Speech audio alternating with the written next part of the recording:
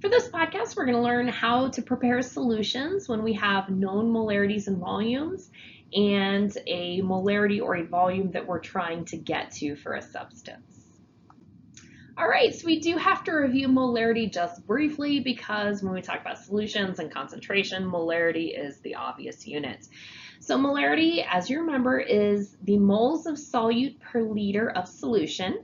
So we use the equation capital M for molarity, moles divided by liters gives us the concentration or the molarity for our solution.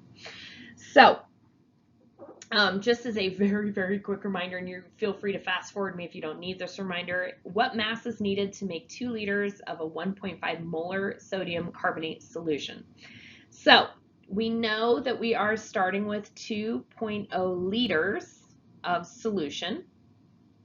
Okay, so we're going to go from liters to moles, and to do this, we're going to need molarity, and then we're going to go from moles to grams. And to go from moles to grams, we're going to need the molar mass.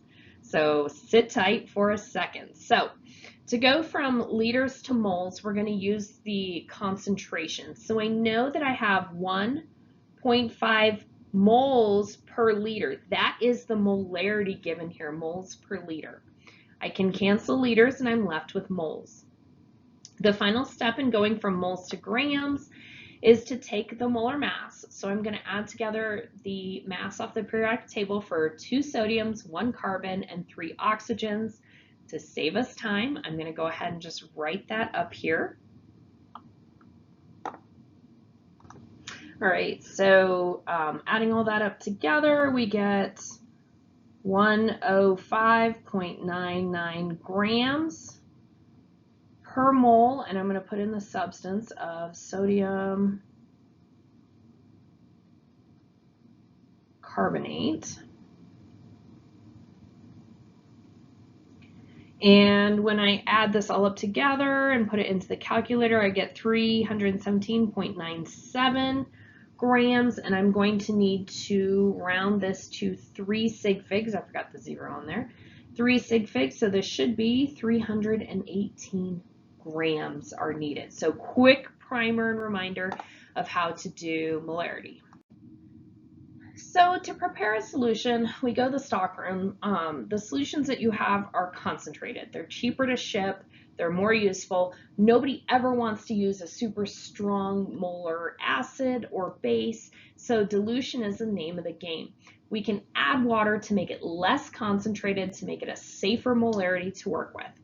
So dilution is the addition of a solvent, in this case it's usually water, to decrease the concentration. So the amount of solute is constant and only the volume of the solution changes by adding solvent. So our equation to do this is M1 times V1 is equal to M2 times V2. These are molarities and volumes. The nice part about this equation is that you don't have to convert the volumes to liters. You can work with milliliters as long as the initial and the final are reported in the same unit. You don't have to convert. So let's look at our problem. How many milliliters of a 10 molar solution, that's our M1, would be needed to prepare 600 milliliters, V2, of a 2.00, we're going to put a decimal right there, molar solution. So it looks like this is V1 that we're looking for. So let's set up our equation. M1 V1 is equal to M2 V2. We are solving for V1, so I'm going to divide both sides by M1. Okay, so let's go ahead and plug in some numbers. M2 is 2.00 molar times V2, which is 600 with a decimal milliliters, divided by my initial molarity, which is 10.0 molar. So that's a pretty strong, pretty concentrated molarity. I wouldn't want to work with that, depending on what the solution is. I guess if it's vinegar, I wouldn't care. Acetic acid, no big deal. Hydrochloric acid, no thank you. We'll plug this into our calculator and we'll round to 3 sig figs because that is the least in the problem. And we get 120 with a decimal milliliters. And I include that decimal because I want to have 3 significant figures. So what this is essentially saying is I need 120 milliliters of a 10.0 molar solution to start. Okay, to start. I am then going to add water until the final volume is equal to 600.